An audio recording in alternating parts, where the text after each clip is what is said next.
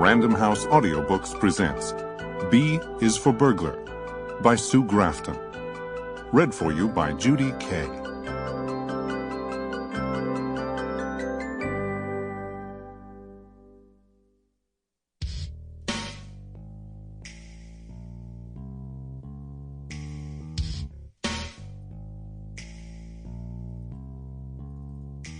B is for Burglar.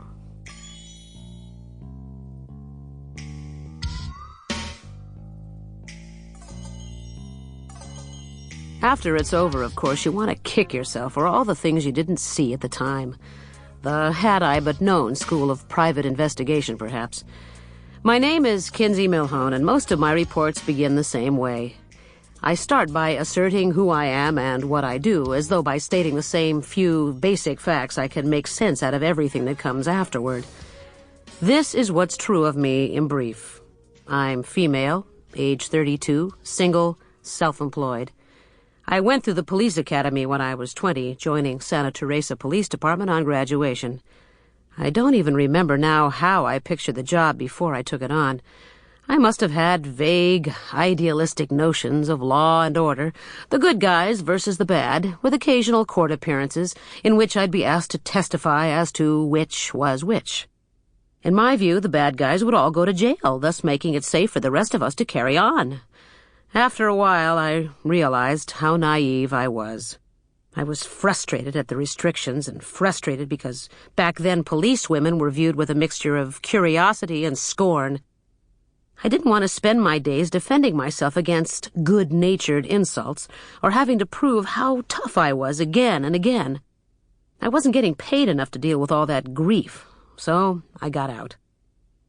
For 2 years, I tried an assortment of occupations, but none had the same pull. Whatever else is true of police work, it does entail the intermittent sick thrill of life on the edge. I was hooked on the adrenal rush, and I couldn't go back to the commonplace. Eventually, I joined a small firm of private investigators and spent another 2 years learning the business, after which I opened an office of my own, duly licensed and bonded. I've been at it for 5 years, supporting myself in a modest way. I'm wiser now than I used to be, and I'm more experienced, but the fact remains that when a client sits down in the chair across the desk from me, I never know what's going to happen next. I'd been in the office no more than 20 minutes that morning. I'd opened the French doors out onto the second-floor balcony to let in some fresh air, and I'd put on the coffee pot. It was June in Santa Teresa, which means chill morning fog and hazy afternoons. I was just sorting through the mail from the day before when I heard a tap at the door, and a woman breezed in. "Oh, good, you're here," she said. "You must be Kinsey Millhone. I'm Beverly Danziger." We shook hands, and she promptly sat down and started rooting through her bag. She found a pack of filter-tip cigarettes and shook one out. "I hope you don't mind if I smoke," she said, lighting up without waiting for a response. She inhaled and then extinguished the match with a mouthful of smoke, idly searching about for an ashtray. I took one from the top of my file cabinet, dusted it off, and passed it over to her, offering her coffee at the same time. "Oh, sure, why not?" she said with a laugh. "I'm already hyper this morning, so I might as well. I just drove up from Los Angeles right through the rush hour traffic. God." I poured her a mug of coffee, doing a quick visual survey. She was in her late 30s by my guess, petite, energetic, well-groomed. Her hair was a glossy black and quite straight. The cut was angular and perfectly layered so that it framed her small face like a bathing cap. She had bright blue eyes, black lashes, a clear complexion with just a hint of blusher high on each cheekbone. "What can I help you with?" I asked.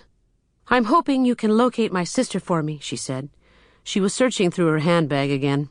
She took out her address book, a rosewood pen and pencil set, and a long white envelope which she placed on the edge of my desk. She opened the address book and turned it so that it faced me, pointing to one of the entries with a rosy fingertip. "You'll want to make a note of the address and telephone number," she said. "Her name is Elaine Boldt. She has a condo on Via Madrina, and that second one is her address in Florida. She spent several months a year down in Boca." I was feeling somewhat puzzled, but I noted the addresses while she took a legal-looking document out of the long white envelope.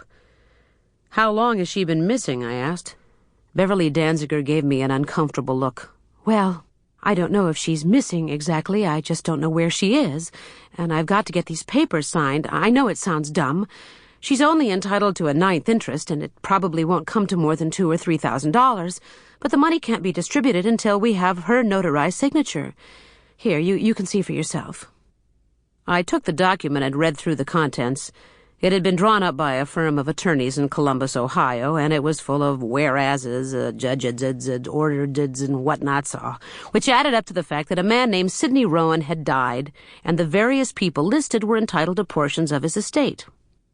Beverly Danziger was the third party listed with a Los Angeles address, and Elaine Boldt was fourth with an address here in Santa Teresa. Sidney Rowan was some kind of cousin, she went on garrulously. I don't believe I ever met the man, but I got this notice, and I assume Elaine got one too. I signed the form and got it notarized and sent off, and then didn't think any more about it. Then, lo and behold, I got a call last week from the attorney to say they'd never heard from Elaine. Naturally, I assumed she'd gone off to Florida as usual and just hadn't bothered to have her mail sent, so I got in touch with the manager of her condominium here. She hasn't heard from Elaine in months. Well, she did at first, but not recently. Have you tried calling the Florida number? I asked. From what I understand, the attorney tried several times. Apparently, she had a friend staying with her, and the attorney left his name and number, but Elaine never called back. Tilly had about the same luck. Tilly? The woman who manages the building here where Elaine has her apartment residence. Tilly's been forwarding the mail, and she says Elaine usually drops her a little note every other week or so, but she hasn't heard anything since March. I was taking notes, but I suppose the skepticism was showing in my face. What's the matter? Isn't this the sort of work you do? Sure, but I charge $30 an hour plus expenses. If there's only $2,000 or $3,000 involved, I wonder if it's going to be worth it to you. In all honesty, it sounds like something you could handle yourself. Beverly gave me a smile then, but it had a hard edge to it, and I realized that she was used to getting her way. Elaine and I are not on the best of terms, she said smoothly. I feel I've already devoted quite enough time to this, but I promised the attorney I'd find her so the estate can be settled. He's under pressure from the other heirs, and he's putting pressure on me. I can give you an advance if you like. She was back on her bag again, coming up with a checkbook this time. She uncapped the rosewood pen and stared at me. Will $750 suffice? I reached into my bottom drawer. I'll draw up a contract, I said. I walked the check over to the bank, and then I retrieved my car from the lot behind the office and drove over to Elaine Boldt's address on Via Madrina. I figured this was a routine matter I could settle in a day or two, and I was thinking with regret that I'd probably end up refunding half the money I just deposited. Not that I was doing much else anyway. Things were slow. When I reached Mrs. Boldt's address, I parked my car out front and locked it. I passed through the condominium courtyard and found myself in a glass-enclosed lobby with a row of mailboxes and door buzzers on the right. I checked the tenants' names, which were punched out on strips of plastic tape and pasted alongside each apartment buzzer. The manager, Tilly Alberg, occupied apartment 1, and E. Boldt was listed at apartment 9. I gave E. Boldt a buzz first. For all I knew, she'd answer on the intercom, and then my job would be done. There was no response, so I tried Tilly Alberg.